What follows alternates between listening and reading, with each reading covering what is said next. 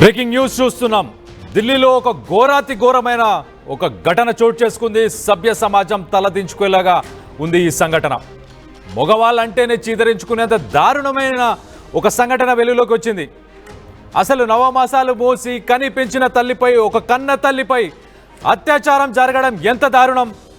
అలాంటి ఒక దారుణం ఢిల్లీలోని హౌస్ కాజ్లో ఇప్పుడు చోటు చేసుకుంది. ఒక దంపతులు అలాగే తన కూతురు ఈ మధ్యకాలంలో వాళ్ళు దుబాయ్లో పర్యటించడానికి వెళ్ళారు. ఒక స్పిరిచువల్ టూర్కి వెళ్ళిన తర్వాత ఆ దంపతులకు సంబంధించిన కొడుకు ఫోన్ చేశాడు. తన తండ్రికి ఫోన్ చేసి పదే ఫోన్ చేసి నువ్వు తల్లికి డైవర్స్ ఇవ్వాలి, ఖచ్చితంగా డైవర్స్ ఇవ్వాలని చెప్పుకొచ్చాడు.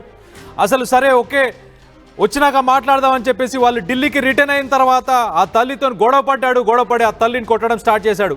ఆ తండ్రి చుట్టుపక్కల ఉన్న వాళ్ళందరూ ఆ కొడుకును ఆపే ప్రయత్నం చేసినప్పుడు అసలు ఎందుకు చేస్తున్నావు ఇదంతా అంటే, నా తల్లి క్యారెక్టర్ సరైంది కాదు, అందుకు నా తల్లికి నువ్వు విడాకులు ఇవ్వాలని చెప్పి ఆ తండ్రికి ఆ కొడుకు చెప్పుకొచ్చాడు. కానీ చుట్టుపక్కల వాళ్ళందరూ సంజాయించి కొంచెం కంట్రోల్ చేసి తనని ఆపే ప్రయత్నం చేస్తే ఆపిన తర్వాత ఆ తల్లిని అప్పటికి ఆ నెక్స్ట్ రోజు ఆ మరుసటి రోజు తర్వాత తనని కొట్టడానికి ప్రయత్నం చేస్తే ఆ తల్లి భయంతో పారిపోయి తన పెద్ద కూతురి ఇంటికి వెళ్ళిపోయింది. పెద్ద కూతురి ఇంటికి వెళ్ళి అక్కడ ఉంటే అక్కడ ఒక 2-3 రోజులు ఉన్న తర్వాత కూడా అంత సమస్యపోయింది, ఇంకేం లేదు ప్రాబ్లం అనుకొని ఆ తల్లి ఇంటికి వచ్చిన తర్వాత మళ్ళీ ఆ తల్లిని నేను సపరేట్గా కలిసి మాట్లాడాలి, ఆ తల్లితోని నేను కలిసి సపరేట్గా మాట్లాడాలి, ఎవరు అడ్డుకోకూడదు నన్ను అని చెప్పేసి ఆగస్టు 11న రాత్రి 9:30 గంటలకి ఆ కొడుకు ఆ తల్లిని ఒక రూమ్లోకి తీసుకెళ్ళాడు. రూమ్లోకి తీసుకెళ్ళిన తర్వాత కత్తులతో బెదిరించి అతి దారుణంగా అతి కిరాతకంగా ఆమెని వివస్త్రాలు చేసి తన తర్వాత ఆమెని అత్యాచారం చేసినట్టు మనకు తెలుస్తుంది. సో ఈ సంఘటన తర్వాత మళ్ళీ ఆగస్టు 14న తెల్లవారుజామున మళ్ళీ ఇదే పాడు పనికి వాడు మళ్ళీ ఒకసారి ఆ పని చేసినట్టు తెలుస్తుంది. సో ఇలాంటి ఒక సంఘటన ఢిల్లీలోని హౌస్ కాజ్లో చోటు చేసుకుంది. ఆ రెండు సార్లు తల్లిని అత్యాచారం చేశాడు.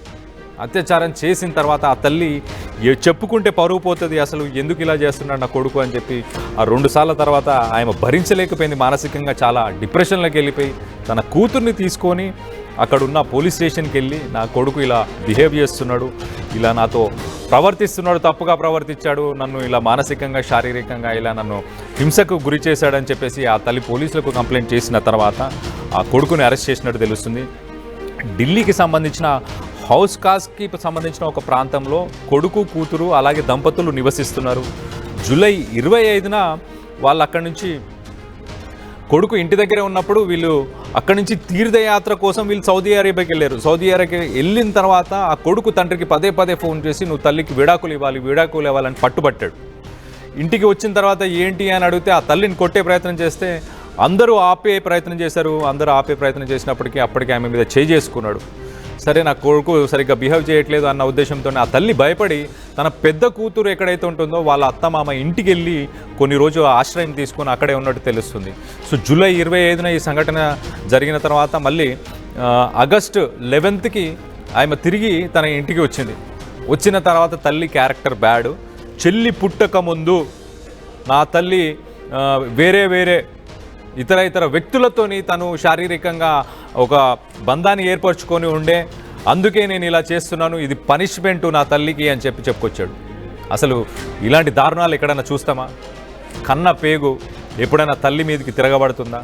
తిరగబడ్డా ఇలా అత్యాచారం చేసే అంత ఘోరాలు మాత్రం ఎక్కడ వినుండం మనం ఇంతకుముందు ఎప్పుడు. అలాంటి ఒక సంఘటన ప్రస్తుతానికి ఢిల్లీలోని హౌస్ కాజ్లో చోటు చేసుకుంది.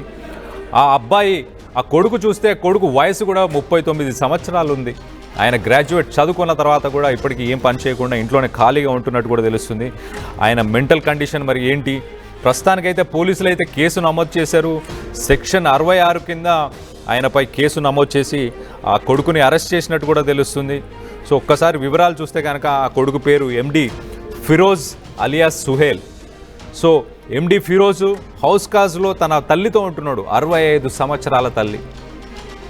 తన చెల్లి పుట్టక ముందు తల్లి చెడు తిరుగులు తిరిగిందన్న ఉద్దేశంతో ఆ తల్లిపై ఆ కొడుకు ఇప్పుడు నేను పనిష్మెంట్ ఇస్తున్నా అన్న ఉద్దేశంతో ఆ తల్లిని 2 సార్లు అత్యాచారం చేశాడు. అసలు ఇలాంటి సంఘటనలు చూస్తే మీకేమనిపిస్తుంది? అసలు పనిష్మెంట్ ఇవ్వడానికి వాడేవాడు? అసలు ఏం జరిగిందో ఏం జరగలేదో వాడికేం తెలుసు. ఇలా 65 ఏళ్ల తల్లిపై అసలు అలాంటి పని చేయడానికి వాడికి మనసు ఎలా వచ్చింది? వాడు అసలు మనిషేనా? అసలు అలాంటి మృగాలను ఏం చేయాలి? కింద మీరు కమెంట్ రూపంలో ఒక్కసారి తెలియపరచండి. ప్రస్తుతం అయితే ఢిల్లీకి సంబంధించిన హౌస్లో ఈ సంఘటన చోటు చేసుకుంది. తన తల్లిపై అత్యాచారం చేశాడు ఒక కొడుకు. తన చెల్లి పుట్టక ముందు తన తల్లి చెడు తిరిగింది, తన క్యారెక్టర్ సరైనది కాదని చెప్పి తండ్రికి చెప్పుకొచ్చాడు. తండ్రి డివోర్స్ ఇవ్వాలని పట్టుబెట్టాడు.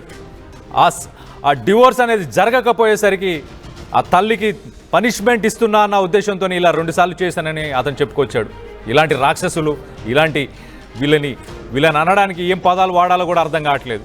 జంతువులు కూడా కన్న పేగుని ఎంత బాగా చూసుకుంటాయి. పులి అయినా కానీ తన పిల్లల్ని బాగా చూసుకుంటే తన తల్లిని కొన్నేళ్ల తర్వాత తన తల్లిని కలిసినా కూడా పులి అయినా కూడా అది కూడా అనుకోగానే ఉంటుంది.